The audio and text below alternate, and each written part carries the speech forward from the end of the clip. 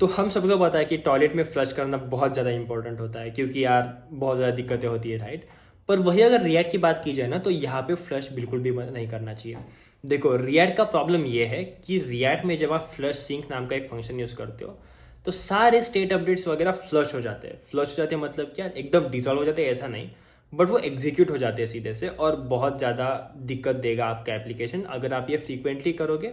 ये करना बहुत अनकॉमन है और परफॉर्मेंस के लिए बहुत अच्छी चीज़ नहीं है, बहुत बुरी चीज़ है। तो ये कभी भी मत करना। तो देखो, फ्लशिंग क्या करता है, force react to flush any update inside the provided callback synchronously. This ensures that DOM is updated immediately. मतलब क्या, डॉम को तो इमीडिएटली अपडेट कर देगा, पर कॉलबैक के अंदर के सारे अपडेट इंस्टेंटली एग्जीक्यूट कर देगा। फ्लशिंग बस एक कॉलबैक लेता है, रिटर्न कुछ भी नहीं करता। यूसेज क्या है, flushing updates for third party integration, उनके लिए सबसे ज़्यादा इंपॉर्टेंट चीज़ है ये। देखो, बस फ्लशिंग कॉल करना है, उसके अंदर ऐसा कॉलबैक देना है, और कॉलबैक के अंदर आपका जो भी स्टेट करना है आपको सेट, उसको आप कॉल करो तो वो चीज़ हो जाएगी। फ्लशिंग हर्ट करेगा आपके परफॉर्मेंस को सिग्निफिकेंटली। फ्लशिंग फोर्स करेगा आपके सस्पेंस बाउंड्री के फॉलबैक दिखाने के लिए। फ्लशिंग आपके पेंडिंग इफेक्ट को सिंक्रोनसली अप्लाई कर देगा उनके अपडेट्स को। और फ्लशिंग जो होता है वो outside the callback, whenever flush updates outside the callbacks to flush the updates inside the callback. देखो, कॉलबैक के अंदर के अपडेट्स को फ्लश करने के लिए कॉलबैक के बाहर के अपडेट को भी फ्लश कर देगा। मतलब इसका एक ही गोल है कि मेरे अंदर जो है ना, उसको एग्जीक्यूट करने के लिए जो मर्जी चाहे मैं कर लूंगा। इसे कुछ लेना देना नहीं है बाकी आपके एप्लीकेशन में क्या हो रहा है, इसको समझता भी नहीं यार। ये कोई एआई थोड़ी ना है कि इसे समझ जाए। इसका बस एक काम है, मेरे अंदर की सारी चीज़ों को अच्छे से रन करना है, तो मैं बाकी कुछ भी हो जाए, दुनिया इधर की इधर हो जाए, मैं वो रन करूंगा ही करूंगा। इसको बस यही समझ में आता है, इसीलिए ये परफॉर्मेंस को थोड़ा हर्ट करता है। इसका यूसेज क्या है, flushing updates for third party integrations. Third party integrations के लिए आप फ्लश कर सकते हो updates. Using flushing is uncommon and using it often can significantly hurt the performance of your application, जो कि बहुत सही बात है। If your app only uses React APIs and does not integrate with third party libraries, flushing is unnecessary. Third party libraries में कुछ आपको flush करने की जरूरत नहीं है, बस रिएक्ट की ही चीजें यूज कर रहे हो, तो ये यूज करना एकदम अननेसेसरी है। However, it can be helpful for integrating with third-party code like browser APIs. Browser APS के लिए बहुत ज़्यादा हेल्पफुल हो सकता है, पर देखो थर्ड पार्टी है इसलिए हेल्पफुल है, रिएक्ट की चीज़ों के लिए हेल्पफुल नहीं है। तो रिएक्ट के जब नॉर्मल चीज़ें यूज़ करोगे तो यूज़ मत करना इसे।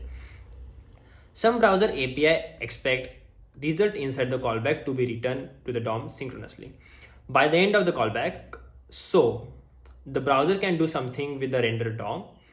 In most cases, React handles this for you automatically, but in some cases, it may be necessary to force the synchronous update. मतलब क्या, synchronous update force करना जरूरी हो सकता है। For example, the browser 1B, ये क्या है, on before print API, मैं पहली बार देख रहा हूँ, मैंने आज तक इसे हाथ नहीं लगाया है।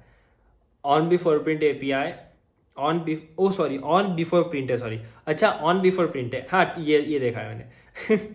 For example, the browser on before print API allows you to change the page immediately before the print dialog opens. This is useful for applying custom print style that allows the document to display better for printing. In the example below, you use flush sync inside of the on before print callback to immediately flush the React state to the DOM. Then by the time the print dialog opens, is printing displays yes.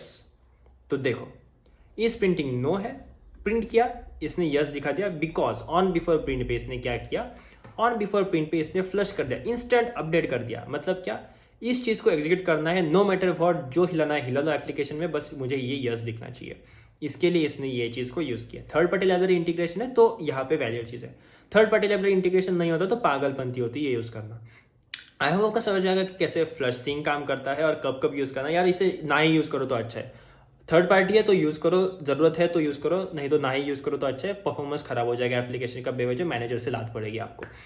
तो I hope समझ में आएगा आपको सब कुछ ये flushing के बारे में। तो वीडियो अगर पसंद आए तो वीडियो को लाइक कर देना, चैनल को सब्सक्राइब करना बिल्कुल मत भूलना, अपने दोस्तों के साथ शेयर कर देना वीडियो को। और चैनल को सब्सक्राइब करने के लिए इसलिए कह रहा हूँ क्योंकि 250 सब्सक्राइबर्स हमने क्रॉस कर लिया है। 500 का अपना नेक्स्ट मार्क है जो कि हमें बहुत जल्दी अचीव करना है। फिर 1000, 10,000, 1 लाख, 1 मिलियन सारे मार्क फोड़ते जाएंगे। मिलते हैं अगले वीडियो में जहाँ पे हम कुछ और अलग इंटरेस्टिंग चीज़ें कवर करेंगे। तब तक के लिए थैंक यू, बाय बाय।